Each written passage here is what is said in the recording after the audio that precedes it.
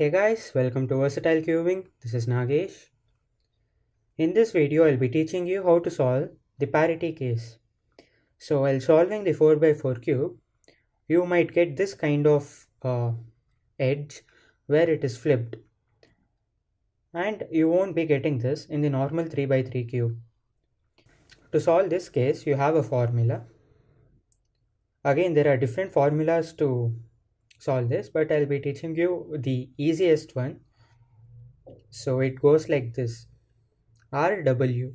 RW means wide R. So we'll have to do this move. U square. And then X. X means you have to rotate the cube in clockwise direction. And then RW. U square. RW. U square. Wide R prime.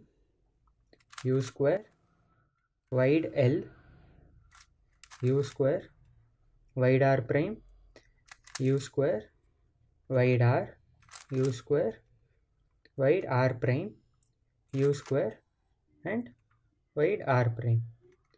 And see that you have solved the edge. So let me show you once again.